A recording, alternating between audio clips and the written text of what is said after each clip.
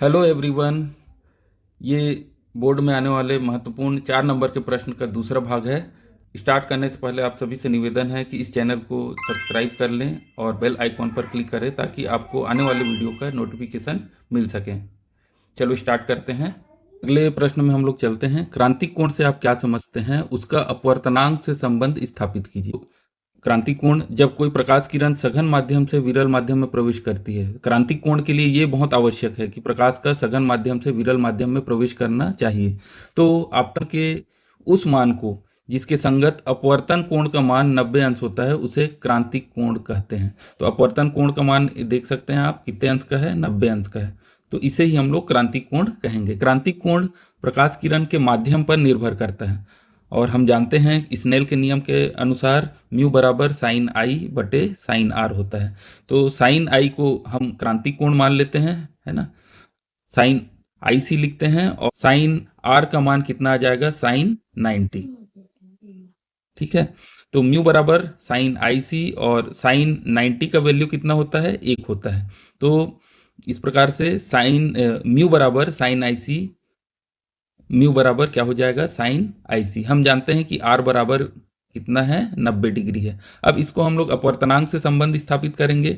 तो ये कैसे होगा, अपवर्तनांक इसका विपरीत होता है, मतलब 1 बटे म्यू हो जाएगा और 1 बटे म्यू बराबर क्या आ जाएगा, 1 बटे साइन आई सी। और 1 बटे साइन आई सी का मान आ जाता है 1 बटे कोशेक आई सी।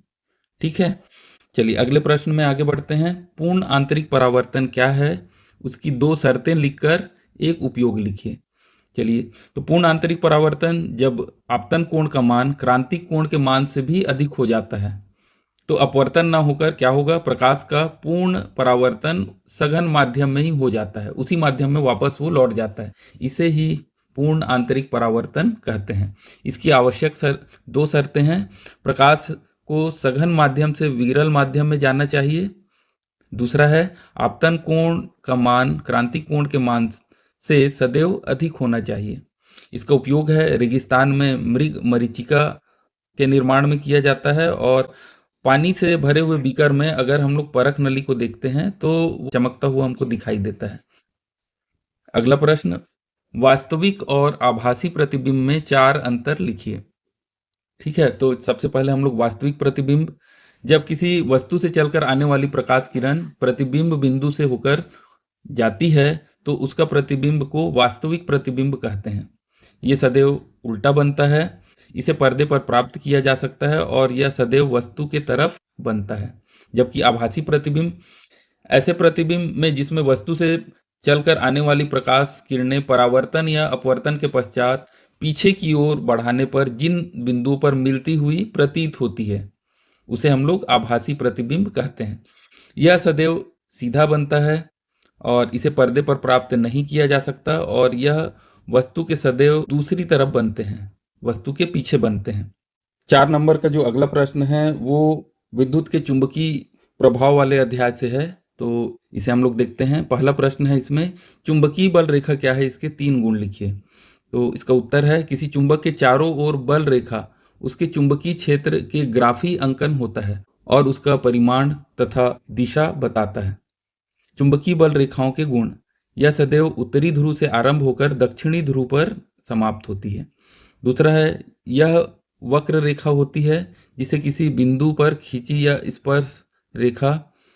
स्पर्श रेखा उस स्थान पर चुंबकीय क्षेत्र की तीव्रता की दिशा को प्रदर्शित करती है।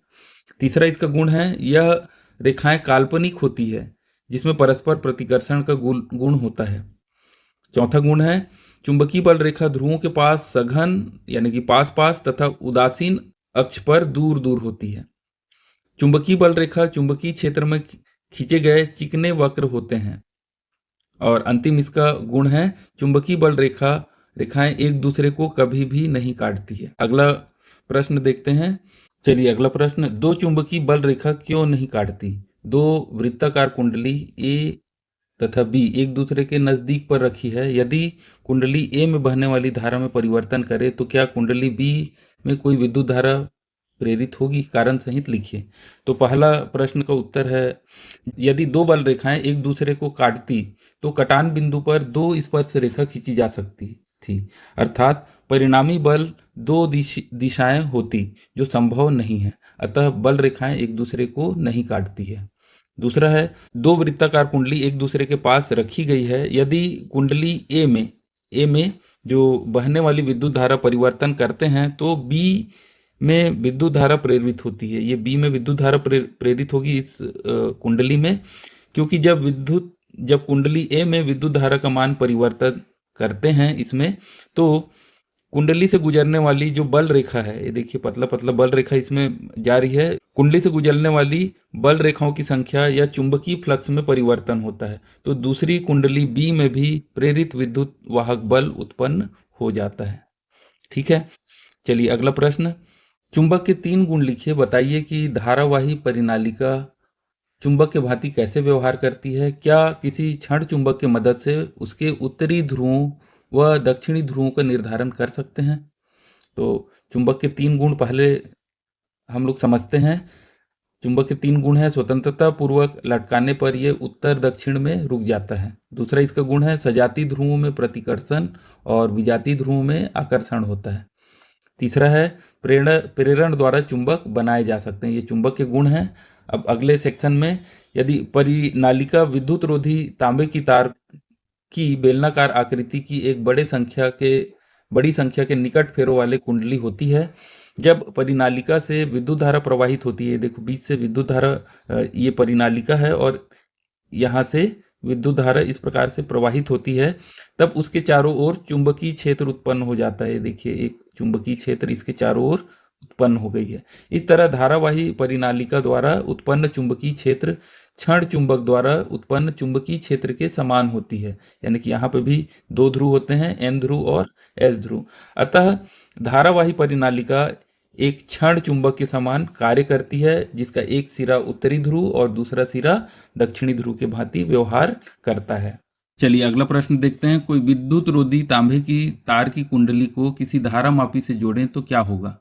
यदि किसी चुंबक को कुंडली में धकेला जाए, तो देखिए बच्चों, एक कुंडली है जिसे हम लोग इस कुंडली की ओर ढकेल रहे हैं। देखिए बच्चों, एक चुंबक का क्षण है, उसे हम लोग कुंडली की ओर ढकेल रहे हैं। तो ढकेलने से क्या होगा, जब दंड चुंबक के एन ध्रुव को कुंडली के अंदर ढकेला जाता है, तब विद्युत धारा बहती है और धारा मापी में विक्षेप दाईं ओर होता है। ये देख सकते हैं आप, ये जो विक्षेप है किधर दिखाई दे रहा है, दाईं ओर हो रहा है गैल्वेनोमीटर में।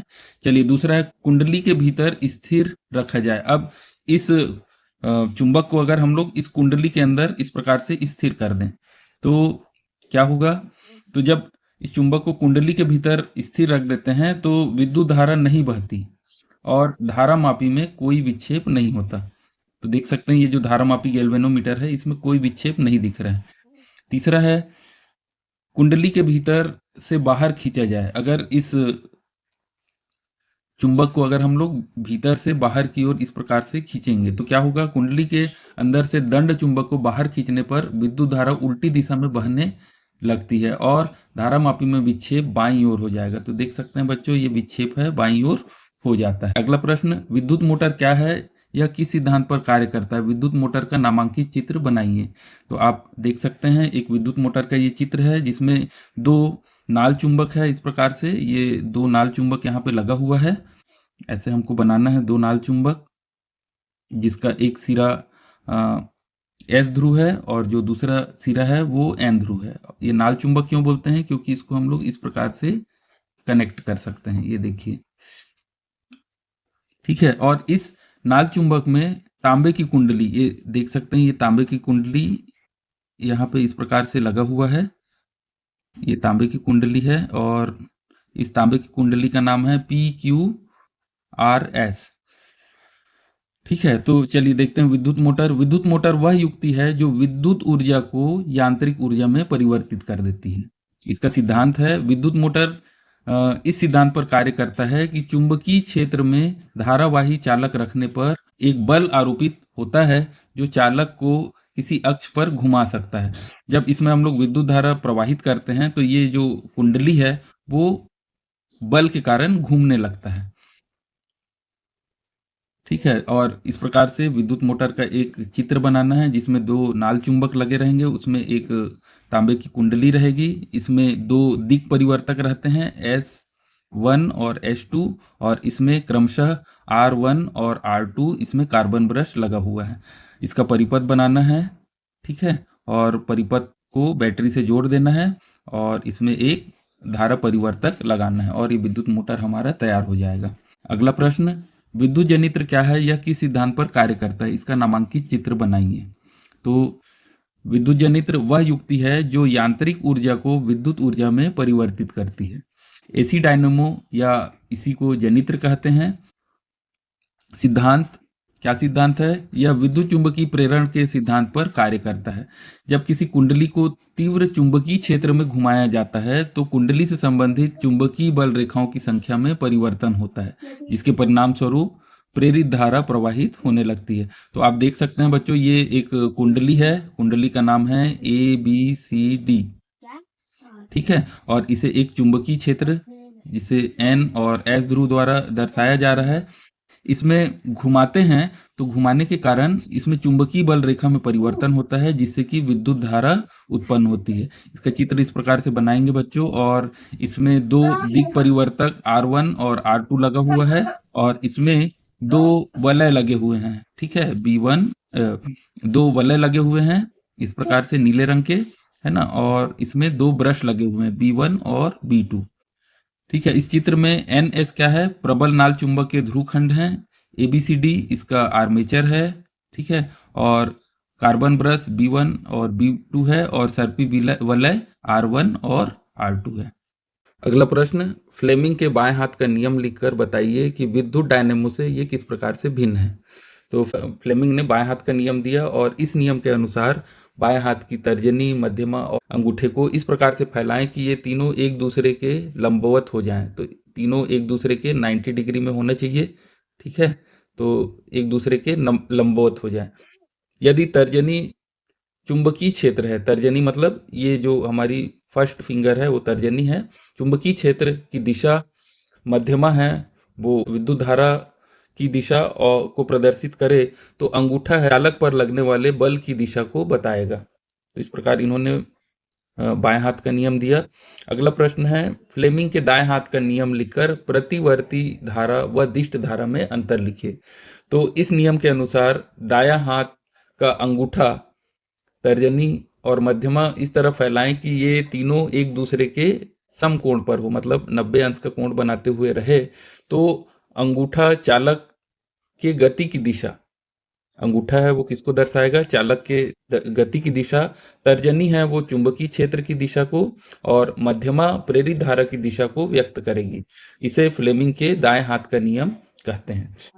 प्रत्यावर्ती और दिष्ट धारा में अंतर, प्रत्यावर्ती धारा में दिशा और परिणाम परिवर्तित होते हैं, जबकि दिष्ट धारा में मान परिवर्तित हो सकता है किंतु दिशा निश्चित रहती है। इसी प्रकार प्रत्यावर्ती धारा में ट्रांसफार्मर प्रयुक्त किया जा सकता है, जबकि दिष्ट धारा में ट्रांसफार्मर प्रयुक्त नहीं किया जा सकता। प्रत्यावर्ती धारा का उपयोग विद्युत लेपन में किया जा सकता है, जबकि दिष्ट धारा का उपयोग विद्युत लेपन में नहीं किया जा सकता।